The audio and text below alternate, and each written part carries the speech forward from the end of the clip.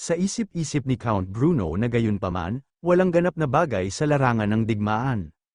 Yan ang katotohanan ng larangan ng digmaan at ang disiplina ng isang general. Tanging isang lehitimong hari ang maaaring pilitin ang marangal na espada na nagbabantay sa kaharian sa loob ng maraming siglo na magpasakop. Hindi siya ang kanyang hari, sinasabi ni Greed na parang sobrang magaan ang outfit niya para sa sitwasyon na ito. Ito ay isang interogasyon. Pagkatapos ng lahat, nagpalit na ng damit si Greed at sinuot na nito ang Holy Light Crown, at nilabas na nito ang Great Lord Sword. At batid nito na dapat man lang niya subukang ipakita ang dignidad ng isang hari. Sinasabi ng system na napakataas ng dignidad mo, na overwhelm mo ang kalaban mo. Lahat ng mga sundalo ay nakakaramdam na ng pressure sa kanilang mga sarili. Sinasabi ni Greed na malinaw na binisita ni Fatima ang lugar na ito. Ngunit pagkatapos na wala ito, nanlaki ang mga mata ni Count Bruno at tinatanong nito kung ano ito. Ang napakalaking dignidad na ito, ibang-iba ito sa hindi mabilang na mga tamad na maharlika na nakaharap niya sa larangan ng digmaan. Sinasabi ni Greed na ang sabi ng may-ari ng mansion ay nakita niyang umalis si Fatima, at ito ay nag-deliver. At sa isip-isip pa ng Count Bruno na ang aura na ito ay pagmamay-ari ng isang mandirigma na walang humpay na hinahasa ang sarili sa napakahabang panahon. Tinatanong ni Greed sa kanila kung saan kaya posibleng nawala si Fatima. Tumalikod na si Count Bruno at napakagat na lang ito sa kanyang ngipin, at sa isip-isip nito na kung bakit ang pinuno ng isang rebelyon ay patuloy na lumalaban sa isang hari na wala siyang magagawa kundi ang kilalanin. Sinasabi ni Count Bruno na ang mga lalaking ito ay simpleng sumusunod lamang sa mga katangahan niya. Ibibigay niya ang kanyang walang kwentang buhay at ang listahan ng mga miyembro ng rebelyon, kaya't mangyaring iligtas sila.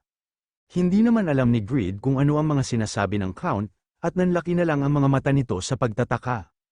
At napalingon nito sa Count, at tinatanong nito kung ano ang kalokohan bigla ang sinasabi niya. Sinasabi ni Count Bruno na hindi na kailangang magtanong pa. Hindi niya na kailangang dumihan ang kanyang mga kamay.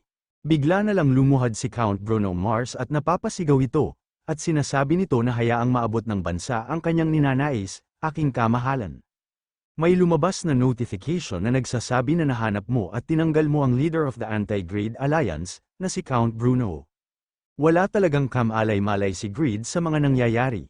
At napapatanong na lang ito kung anong nangyari, biglang na lang bumulagta si Count Bruno. Sinasabi ng system na nakuha niya na ang mga items. Listahan ng mga miyembro ng Anti-Greed Alliance, Old-Fashioned Noble's Ring. Old-Fashioned Noble's Whip, susundan ka na ng mga sundalo ni Count Bruno. Iginagalang kanila sa pag-execute kay Count Bruno nang walang anumang dugo sa iyong mga kamay. Gulat na gulat si Duke's Time at sinasabi nito na aking kamahalan. Nakumpirma na si Count Bruno ang nagkulong kay Fatima. At bigla itong lumuhad at sinasabi nito na hindi niya akalaing magkakaroon siya ng traidor sa mga nasasakupan niya. Parusahan niya siya, kamahalan, sinasabi ni Greed na isang traidor. Ngayon, nalaman niya na ang mga bagay na ito, at ang mga bagay na nakuha niya lang ay ang mga pangalang ng Anti-Greed Alliance. Sa isip-isip ni Greed na dumating siya dito para hanapin ang isang nawawalang tao, ngunit nagkataon na ang tanging saksi ay isang taksil. Sinasabi ni Greed na lahat ng ito ay lubhang nakakalito. Tingnan muna nila si Fatima, sa real world, sa headquarters ng SA Group. May nagsasalita at sinasabi nito na nagpunta ito roon upang matuto ng ilang paggawa ng underwear, at ang pinuno ng mga rebelde ay naglabas ng kanyang nalalaman. Ito ay nakakatawa, ito pala ang President Lee at tinatanong nito kung ano sa tingin niya, Operations Team Leader Yoon Na-hee. Sinasabi ni Yoon Na-hee na maaari niyang hindi sinasadyang makuha ang Fatima Quest sa hangganan, at kapag natutunan niya ang isang tiyak na bilang ng mga kasanayan sa blacksmith, ngunit si Greed, na nagkataong naging hari, at sinunod ang payo ni Steak, kung kanino lamang siya nagkaroon ng pinakamataas na pabor, at nakilala ang alyansa ng mga rebelde, na nagkataong naroon. Ito ang pinakamagandang resulta na maaari niyang hilingin. Sinasabi ni President Lee na bago yon, kinuha niya si Piaro, konektado kay Kraugle, at nagturo sa Bayan Archipelago, at kinuha pa si Steak. Sa puntong ito, kahit ang supercomputer na si Morpheus ay hindi mahulaan kung ano ang mangyayari. Sa isip-isip ni President Lee na si Greed, Kraugle, at si Agnes. Sa mga 5 miracle, ang tatlong ito ang nagpapaisip sa kanya, isang siyentipiko, tungkol sa kapalaran. Sino ang tinututukan niya ngayon, Morpheus, Sinasabi ng supercomputer na si Morpheus na hindi siya kasalukuyang tumututok sa sinumang individual. Nais niyang ipaalam sa kanya na habang binibigyang pansin niya ang kasalukuyang daloy ng impormasyon, mga pangunahing kaganapan, at malawak na kaganapan, hindi siya individual na tumutuon sa anumang partikular na tao. Sinasabi ni President Lee na yon ay isang patalumpati na tanong. Sa Satisfy, sinasabi ni Grid na marami na siyang pinagdaanan, Fatima. Sinasabi ni Fatima na hindi niya akalain na ililigtas niya ang isang ordinaryong mamamayan tulad niya. Siya si Fatima, sumusumpa na gagantihan niya ang lahat ng ginawa niya sa buong buhay niya. Sinasabi ni Grid na sige, isummarize niya ang lahat ng ginawa ni Count Bruno, na isang kanang kamay ng kanyang father-in-law. Siya pala ang pinuno ng mga rebelde, at hinihikayat niya ba siya na sumama sa kanya upang makalakam ng pondo. Ito ang nagpamulat sa kanya na ang mga miyembro ng Anti-Greed Association ay buhay pa. Salamat sa insidente na ito, mananatili siya na nakaalerto sa bagay na ito. Humingi ng paumanhin si Duke Stime sa kanyang hari, at sinasabi nito na salamat sa pagbawi sa kanyang kamangmangan. Gagamitin niya ang insidenteng ito bilang isang pagkakataon upang maalis ang pinakamaraming rebelde hanggat maaari. Sa isip-isip ni Grid na parabang pinahirapan ng tuluyan si Fatima. Ang mga sugat ng mahihina na dumadanas sa kamay ng malalakas ay pareho, saan man siya magpunta. Inabot ni Grid ang isang potion, at sinasabi nito na Fatima, ito ay isang mahalagang potion. Uminom siya nito, at gagaling na siya. Maaari niya bang turuan siya ng kanyang mga pamamaraan sa paggawa ng underwear bilang kapalit? Biglang umiiyak si Fatima, at sinasabi nito na hindi siya makapaniwala na binibigyan siya ng kanyang kamahalan ng napakamahal na item. Ipapamana niya ito sa mga susunod na henerasyon bilang isang heirloom. Inis naman sinasabi ni Grid na hindi niya kailangan gawin yun. Uminom na lang siya para masimulan niya na siyang turuan. Galit na sinasabi ng isang sundalo na ang sabi niya kailangan niyang gumaling sa lalong madaling panahon. Uminom na siya ng gamot, mabilis naman ininom nito ni Fatima, at sinasabi nito na yes sir.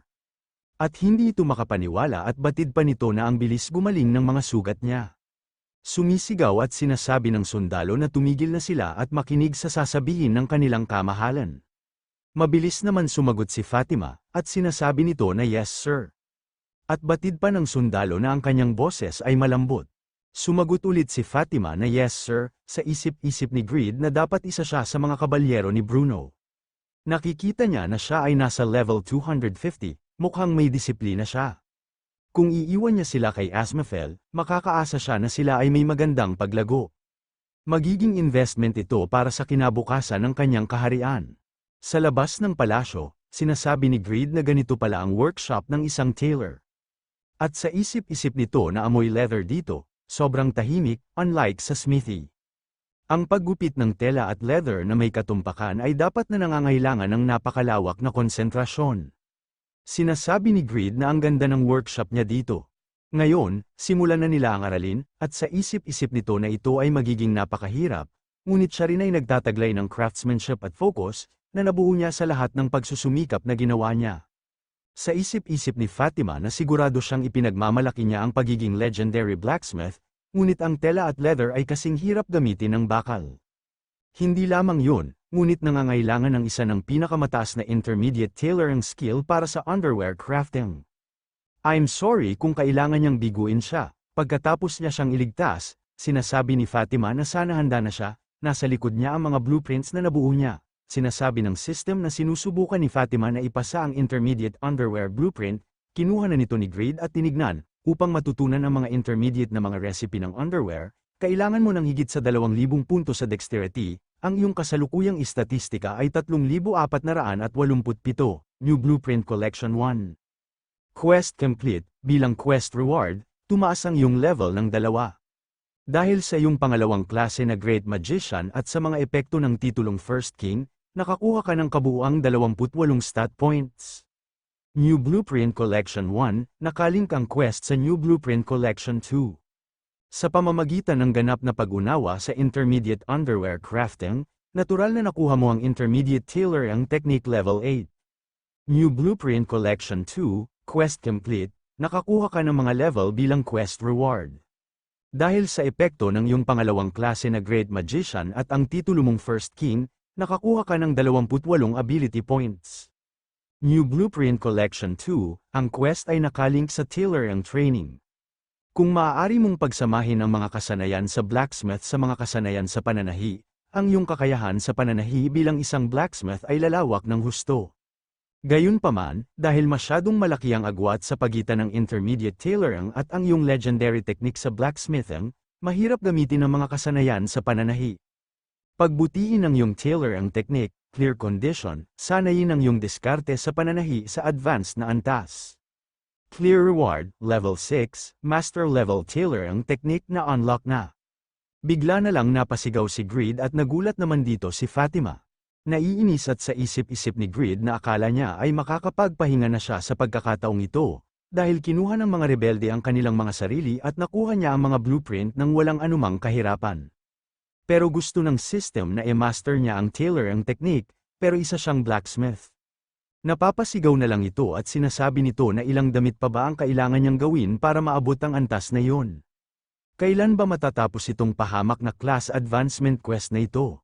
Sa isip-isip ni Fatima na kapag gumagawa ng underwear, natural lamang na mapagtanto ang pangangailangan ng mga kasanayan sa pananahi, ngunit naunawaan ba niya ang prinsipyong yun sa pamamagitan lamang ng pagbabasa nito? Parang Diyos siya, sa real world, makikita na may hawak si Hao ng juice. Sinasabi ni Yerem na hindi ba super cute din ang karakter na ito? Nakikipagtulungan sila sa isang hamburger shop, tinatanong ni Sihi kung ano ang ginagawa ni Yerem. Sinasabi ni Yerem na noong una, akala niya walang kakain ng ganyang boomer food, pero gusto din pala ni Yang Wu ang bagay na ito. Biglang tumayo si Hao at sinasabi nito na ito ay ginagawa niya. At sumisigaw at sinasabi nito na bigyan niya siya ng 30 na more cups ng sweet potato latte. Nawala lahat ng pagkahumaling sa pride ng pinakasikat na bituin ng China matapos makilala si Greed at Kraugle. Dahil alam niyang nahuhuli na siya, tumingala siya sa kanila at sinusundan sila. Sinasabi ni Sihi na sige, Miss Sexy High School Girl. Ano ang kanyang final choice? Sinasabi ni Yerem na suko na siya. Kinopia pa niya ang kanilang style ng paghinga, ang ibig sabihin niya ay lalakas siya, pag gagawin niya ito. Sa Yangwu Building, lumabas na si Yangwu sa kanyang capsule at parang pagod na pagod, at sinasabi nito na hilong-hilo na siya ngayon. Ang paggugol ng masyadong maraming oras sa mga laro ay talagang makakaapekto sa kanyang pang-araw-araw na buhay. Umakyat siya ng 7 ranggo at nag-level up ng 4 na beses sa isang araw, ngunit pagod na siya. Ang tunay na kapangyarihan ng legendary na klase ay ilalabas lamang pagkatapos niyang matapos ang mga advancement quest. Aabutin siya ng mga edad para makabisado ang mga diskarte sa pananahi. Hindi niya man lang maisip kung kailan matatapos ang quest na ito. Masayang ininom ni Greed ang juice, at sinasabi nito na ito ay masarap. At sa isip-isip nito na I guess makakagawa na siya ng underwear para sa mga tao niya. Marunong na siya sa pananahi, baka isipin niya rin ito bilang proseso upang mapaganda ang kanyang buong kaharian. Dumating si Sihi at sinasabi nito na nandito na pala siya. Hinihintay siya ni Mr. Hao sa unang palapag ng coffee shop. Sinasabi ni Greed na dapat pinapasok niya na siya. Kakagatin siya ng mga tao kung masyado siyang nakakakuha ng atensyon. Sinasabi ni Sihi na hindi naman sila ganun ka-close, di ba? Hindi sila pwedeng magpapasok ng isang estranghero. Sinasabi ni Greed na sigurado siyang walang magiging problema. At nagbuntong hininga si Sihi at batid nito na siguro. At sinasabi ni Greed na may maaasahan naman silang bodyguard sa building nila. May nakatayo na isang lalaki at pumasok ito pala si Toon at sinasabi nito na hello Greed, narinig niya nandito si Hao. Sasama siya sa kanya, binati din naman ito ni Greed at sinasabi nito na hello Mr. Toon. Narinig niya na hirap sila sa pag-aayos ng mga turista ngayon. Sinasabi ni Toon na nagkaroon siya ng 10 argumento laban sa mga turista at nanalo siya ng 4 sa kanila. Sinasabi nito sa kanyang kausap na kung bakit siya ganyan park. Sige na, at may sumunod naman itong nakaaway na isang matanda. At natalo siya dito, sinasabi ni Greed na napapansin niya na nagtratrabaho siya ng sobrang. Naglakad na sila, at sinasabi nito na hindi niya alam kung bakit siya nandito, pero may martial arts black belt si Hao, kaya mag-ingat sila.